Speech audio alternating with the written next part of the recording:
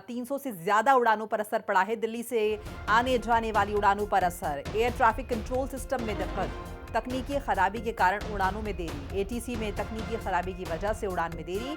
ATC में खराबी होने से कई फ्लाइट्स की लैंडिंग में देरी। दिल्ली से रोम और लंदन जाने वाली फ्लाइट्स भी लेट। विमानों की लैंडिंग टेक ऑफ का स्केड्यूल नहीं मिल पा रहा। भोपाल, चंडीगढ़, अहमदाबाद में भी उड़ान में देरी। एटीसी अधिकारी मैनुअली फ्लाइट शेड्यूल तैयार कर रहे हैं।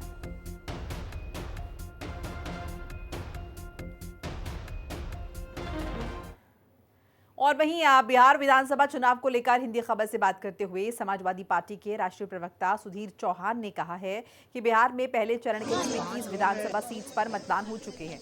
150 से ज्यादा सीटों से बिहार में जीत होगी। इस बार महागठबंधन की सरकार बनेगी। और क्या कुछ कहा है उन्होंने, सुन लीजिए। बिहार में पहले फेज का जो है मतदान हो चुका है। वहां पर जो है अब की बार वोटिंग भी ज्यादा देखी गई है। लेकिन जिस तरीके से अगर हम बात करें इंडिया गठबंधन की, तो सपा के मुखिया अखिलेश यादव ने भी वहां पर ताबड़तोड़ जनता से रूबरू हुए, जनता के बीच में गए, उनकी समस्याओं को जाना। उसी पर देखिए खास बातचीत के लिए हमारे साथ सुधीर चौहान है, जो कि सपा से राष्ट्रीय प्रवक्ता भी हैं।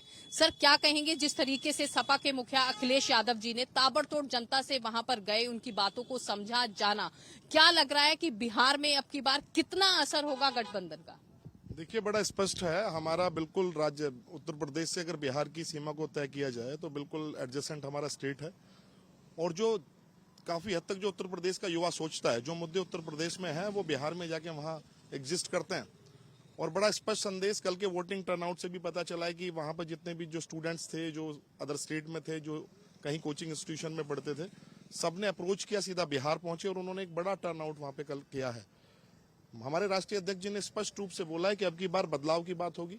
जो मुद्दे गल गए हैं, सड़ गए हैं, बार बार उन्हीं मुद्दों पर अब की बार युवा नहीं चलेगा। उससे पहले बिहार में आपने कई बड़े आंदोलन स्टूडेंट्स के देखे, उसमें ज्वाइनिंग का आंदोलन था, एसएससी रो वाला जो आंदोलन था। लगातार अब की बार जो बात वहां पर आई है, और राष्ट्रीय अध्यक्ष जी ने स्पष्ट रूप से, उन्होंने कहीं पे भी ऐसे मुद्दों पर कभी अपनी नजर नहीं डाली, ना उन मुद्दों को उठाया जो बिहार की परिणति तय करने वाले मुद्दे हैं। लगातार आप देख रहे हैं 20 साल की सरकार और दोबारा 5 साल मांगती है। अगर वास्तव में कोई 20 साल की सरकार में कोई ऐसा किया है तो वो ये बोलता है कि अगर मैंने काम किए हैं तो आप मुझे वोट दें, वरना मुझे वोट ना दें। तो आखिर 20 साल के बाद भी 5 साल ये क्यों चाहते हैं? ऐसी कौन से काम है जो ये नहीं कर पाए? इसका मतलब इनका जो एजेंडा था वो अधूरा है, इनका विकास अधूरा है।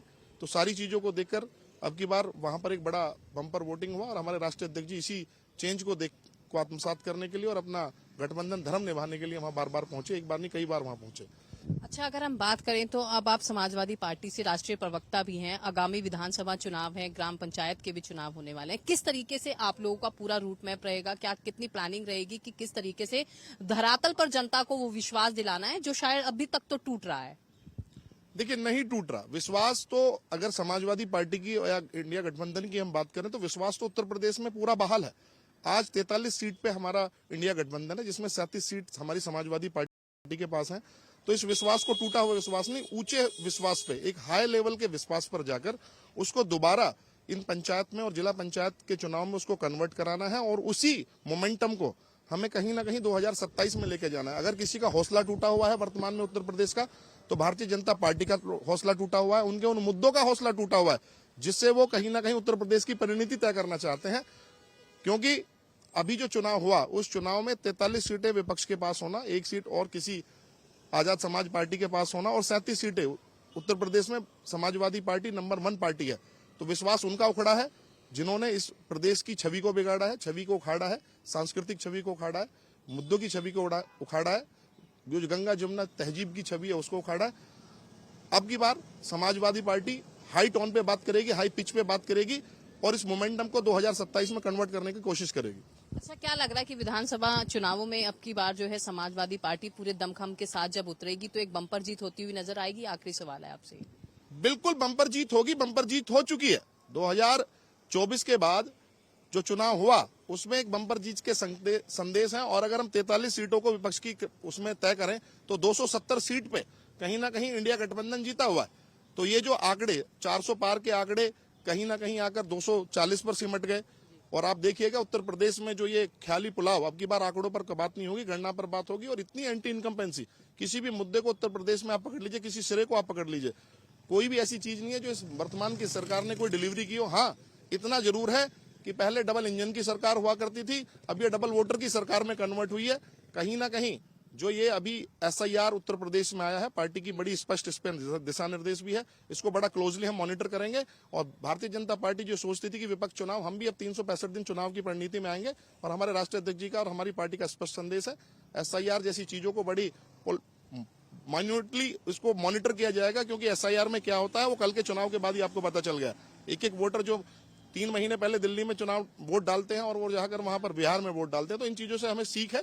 और हम एक कॉन्टिन्यूस लर्निंग प्रोसेस और कॉन्टिन्यूस कहीं ना कहीं पॉजिटिविटी को अडेयर करते हुए और सिस्टम को अडेयर करते हुए पार्टी को और ऊपर लेके जाएंगे और 300 सीट पार करके अब की बार समाजवादी पार्टी की सरकार बनाएंगे। ठीक है, धन्यवाद सर। देखिए, ये थे समाजवादी पार्टी से राष्ट्रीय प्रवक्ता सुधीर चौहान, जिन्होंने साफ तौर पर कहा कि किस तरीके से समाजवादी पार्टी धरातल पर जनता के साथ जुड़कर काम कर रही है, उसका असर जो है आगामी विधानसभा चुनावों में भी देखने के लिए मिलेगा। कैमरामैन तिलक के साथ मैं प्रिया राणा, नोएडा।